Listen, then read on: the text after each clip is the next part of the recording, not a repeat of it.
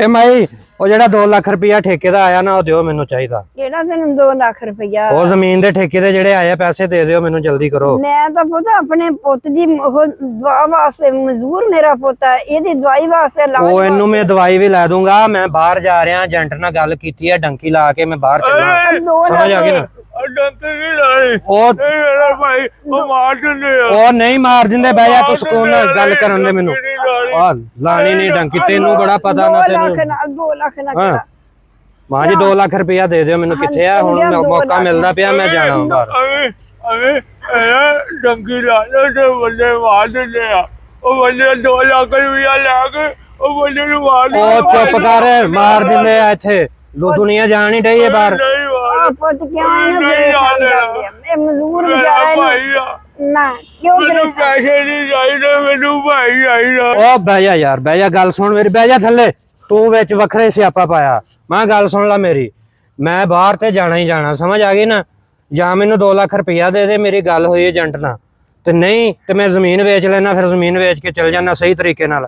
ਪੁੱਤ ਜ਼ਮੀਨ ਤਾਂ ਹੈਗੀ ਮੇਰੀ ਇਸ ਪੁੱਤ ਦੀ। ਇਹਨੇ ਜ਼ਮੀਨ ਕੀ ਕਰਨੀ ਹੈ? ਲੈ ਇਹਦੇ ਵਾਸਤੇ ਰੱਖ ਲਾ। ਮੇਰਾ ਨਾ ਕੁਛ ਬਣਦੀ, ਉਹਦੇ ਨਾਲ ਹੱਥ ਪੈਰ ਸਿੱਧੇ, ਨਾ ਸ਼ਕਲ ਨਾ ਅਕਲ, ਤੇ ਤੂੰ ਇਹਦੇ ਵਾਸਤੇ ਕਿਹੜਾ ਹਾਲ ਹੈ ਵਿਚਾਰੇ ਦਾ? ਅੰਗ ਪੈਰ ਵੀ ਨਹੀਂ ਸਹੀ ਹੈਗੇ, ਬੋਲ ਵੀ ਨਹੀਂ ਸਕਦਾ। ਹਾਂਜੀ ਭਾਈ ਜੀ ਜ਼ਮੀਨ ਹੈ, ਭਾਈ ਜਾਈ ਜੇ ਜਾਵੇ ਡੰਕੀ ਤੇ ਨਹੀਂ ਜਾਣੇ ਨੂੰ ਬੱਲਾ ਮਾਰ ਦਿੰਦੇ ਆ।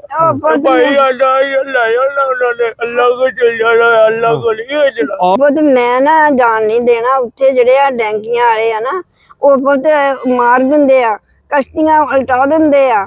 ਮੈਂ ਉੱਥੇ ਨਹੀਂ ਜਾਣ ਦੇਣਾ। ਤੂੰ ਇੱਥੇ ਕਾਰੋਬਾਰ ਕੋਈ ਕਰ ਲਾ। ਇੱਥੇ ਮੈਂ ਕੀ ਕਰ ਲਵਾਂ? ਮੈਂ ਇੱਥੇ ਕੋਈ ਕੰਮ ਹੈ ਸਹੀ? ਅਸੀਂ ਥੋੜੀ ਰੋਟੀ ਖਾ ਲਾਂਗੇ ਜੀ ਭਰਾ। ਦੇਖ ਲਾ ਪੁੱਤ ਆਪਣੇ ਭਰਾ ਦਾ, ਦੇਖ ਚੱਲ ਕੋਈ ਨਹੀਂ। ਦੇਖ ਲਾ ਕਿੱਦਾਂ ਭਰਾ ਤੇਰਾ ਕਰਦਾ। ਅੱਛਾ ਮਾਂ, ਸੌਰੀ, ਮੇਰੇ ਕੋਲ ਗਲਤੀ ਹੋ ਗਈ, ਮੈਨੂੰ ਮਾਫ ਕਰ ਦੇ। ਮੇਰੇ ਕੋਲ ਗਲਤੀ ਹੋ ਗਈ, ਮੈਂ ਚੰਗਾ ਮਾੜਾ ਬੋਲਿਆ। ਮੈਂ ਨਹੀਂ ਜਾਂਦਾ ਕਿਤੇ ਵੀ, ਠੀਕ ਹੈ ਨਾ?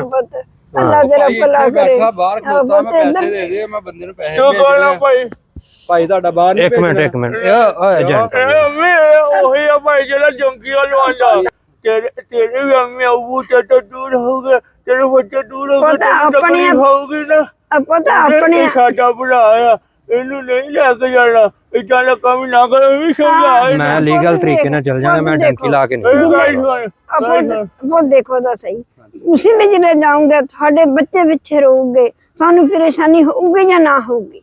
ਇਹਨੂੰ ਨਾਮ ਕਿੰਨੇ ਖਾਨਦਾਨ ਚੁਆ ਹੋ ਜਾਂਦੇ ਆ। ਦੁਆਵਾ ਕਰਦੇ ਯਾਰ ਸਾਡਾ ਬੱਚਾ ਆਏ, ਸਾਨੂੰ ਪੈਸੇ ਨਹੀਂ। ਮਾਮਾ ਦੁਆ ਕਰਦੀਆਂ, ਕਹਿੰਦੀਆਂ ਸਾਡੇ ਬੱਚੇ। ਅੱਲਾਹ ਤਾਲਾ ਤੋਂ ਡਰੋ, ਅੱਲਾਹ ਤਾਲਾ ਕੋਲੋਂ ਡਰੋ। ਜਾ ਮੇਰਾ ਭਰਾ, ਤੂੰ ਆਪਣਾ ਕੋਈ ਇੰਤਜ਼ਾਮ ਕਰ, ਮੈਂ ਨਹੀਂ ਜਾਂਦਾ।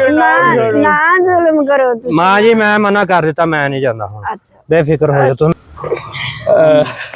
ਅੱਛਾ ਦੋਸਤੋ, ਐਕਟਿੰਗ ਕਰਦੇ ਸੀ ਅਸੀਂ ਥੋੜਾ ਜਿਹਾ, ਲੇਕਿਨ ਸਾਡਾ ਮਕਸਦ ਇਹ ਸੀ ਜਿਹੜੇ ਡੰਕੀਆਂ ਲਾ ਕੇ ਨਾ ਬੱਚਿਆਂ ਨੂੰ ਲੈ ਕੇ ਜਾਂਦੇ ਆ ਬਾਹਰ, ਉਹ ਆਪਣੇ ਬੱਚਿਆਂ ਦੀ ਖਾਤਰ ਮਿਹਨਤ ਮਜ਼ਦੂਰੀ ਕਰਦੇ ਕਰਦੇ ਬਹੁਤੀ ਦੀ ਖਾਤਰ ਬਾਹਰ ਜਾਂਦੇ ਆ, ਬਾਹਰ ਜਾਣ ਦੀ ਕੋਸ਼ਿਸ਼ ਕਰਦੇ ਆ, ਡੰਕੀਆਂ ਲਾਉਂਦੇ ਆ। ਰਸਤੇ 'ਚ ਉਹਨਾਂ ਦੀਆਂ ਜਾਨਾਂ ਨੂੰ ਖਤਰਾ ਹੁੰਦਾ। ਤਕਰੀਬਨ 90 ਤੋਂ 95% ਜਿਹੜੇ ਰਸਤੇ ਦੇ ਵਿੱਚ ਉਹਨਾਂ ਨੂੰ ਉਡਾਤਾ ਜਾਂਦਾ, ਖਤਮ ਕਰ ਦਿੱਤਾ ਜਾਂਦਾ ਹੈ, ਨਾਕਾਮ ਹੋ ਜਾਂਦੇ। ਔਰ ਜਿਹੜੇ ਖਾਸ ਤੌਰ ਤੇ ਜਾਣੇ ਦੀ ਕੋਸ਼ਿਸ਼ ਕਰਦੇ ਆ ਨਾ, ਉਹ ਇਹ ਚੀਜ਼ ਸੋਚੋ ਕਿ ਤੁਹਾਡੇ ਬੱਚੇ ਛੋਟੇ ਛੋਟੇ ਜਿਨ੍ਹਾਂ ਨੂੰ ਤੁਸੀਂ ਮਜ਼ਦੂਰੀ ਕਰਕੇ ਖਿਲਾਉਂਦੇ ਆ, ਤੁਹਾਡੇ ਤੋਂ ਬਾਅਦ ਉਹਨਾਂ ਨੂੰ ਤਾਂ ਕੋਈ ਮਜ਼ਦੂਰੀ ਕਰਕੇ ਵੀ ਨਹੀਂ ਖਿਲਾਉਣ ਵਾਲਾ।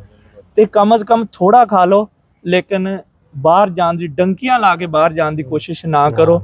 ਇੱਥੇ ਹੋ ਤੁਸੀਂ, ਮਾਂ-ਬਾਪ ਵੀ ਤੁਹਾਡੇ ਖੁਸ਼ ਆ, ਪਿੱਛੇ ਮਾਂ-ਬਾਪ ਜ਼ਈਫ ਜਿਨ੍ਹਾਂ ਵਾਸਤੇ ਤੁਸੀਂ ਤਾਂ ਆਪਣੇ ਨਾਲੋਂ ਚੰਗੀ ਵਾਸਤੇ ਜਾਂਦੇ ਹੋ ਕਿ ਅਸੀਂ ਆਪਣੇ ਮਾਂ-ਬਾਪ ਵਾਸਤੇ ਕੁਝ ਕਰੀਏ, ਲੇਕਿਨ ਉਹੀ ਜ਼ਈਫ ਮਾਂ-ਬਾਪ ਰੋ ਰੋ ਕੇ ਮਰ ਜਾਂਦੇ ਆ। ਕਈ ਬੰਦੇ ਐਸੇ ਆ 20-25 ਸਾਲ ਹੋ ਗਏ ਨੇ ਗਏ ਨੇ, ਹਜੇ ਤੱਕ ਨਾ ਉਹਨਾਂ ਦਾ ਕਾਗਜ਼ਾਤ ਨਹੀਂ ਬਣਦਾ ਹੀ ਕੁਛ ਨਹੀਂ। ਪਹਿਲੀ ਤੇ ਗੱਲ ਆ ਉਹਨਾਂ ਦਾ ਪਤਾ ਹੀ ਕੋਈ ਨਹੀਂ ਕਿੱਥੇ ਗਿਆ। ਤੁਹਾਡੇ ਸਾਹਮਣੇ ਨਿਊਜ਼ਾਂ ਚੱਲਦੀਆਂ, ਖਬਰਾਂ 'ਚ ਤੁਸੀਂ ਦੇਖਦੇ ਹੋ, ਇੰਨੇ ਬੰਦੇ ਟੁਰ ਗਏ, ਇੰਨੇ ਟੁਰ ਗਏ।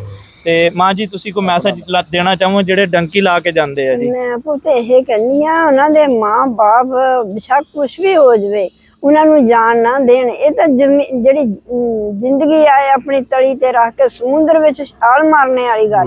ਬਿਲਕੁਲ ਜੀ, 100% ਇੱਥੇ ਰਸਤੇ 'ਚ ਹੀ ਰਹਿ ਜਾਂਦੇ ਆ, ਰਸਤੇ ਵਿੱਚ ਰਹਿ ਜਾਂਦੇ। ਜਿਹੜੇ ਟੰਕੀਆਂ ਲਾਉਂਦੇ ਉਹਨਾਂ ਨੇ ਵੀ ਕਵਾਂਗੇ ਯਾਰ ਤੁਸੀਂ ਕਮ ਸੇ ਕਮ ਕਿਸੇ ਦੀਆਂ ਜ਼ਿੰਦਗੀਆਂ ਦੇ ਨਾਲ ਨਾ ਖੇਲੋ। ਆਪਣਾ ਪੈਸਾ ਦੌਲਤ ਸਾਰਾ ਕੁਝ ਇੱਥੇ ਹੀ ਰਹਿ ਜਾਣਾ। ਥੋੜੇ ਜਿਹੇ ਪੈਸੇ ਦੀ ਖਾਤਰ ਮਾਵਾਂ ਦੇ ਲਾਲ ਜਿਹੜੇ ਗਵਾ, ਉਹ ਵੀ ਪੁੱਤ ਤੁਹਾਡੀਆਂ ਭਰਾਵਾਂ ਵਰਗੇ ਆ, ਤੁਹਾਡੀਆਂ ਬੱਚਿਆਂ ਵਰਗੇ ਆ। ਤੁਸੀਂ ਐਸੇ ਜ਼ੁਲਮ ਨਾ ਕਰੋ। ਤੇ ਉਹ ਮਿਹਨਤ ਕਰਦੇ ਆ, ਤੁਸੀਂ ਆਪਣੀਆਂ ਜੇਬੀਆਂ 'ਚ ਪੈਸੇ ਪਾ ਲੈਂਦੇ ਆ। ਤੇ ਐਸਾ ਕੰਮ ਨਾ ਸਾਡੀ ਕਰੋ।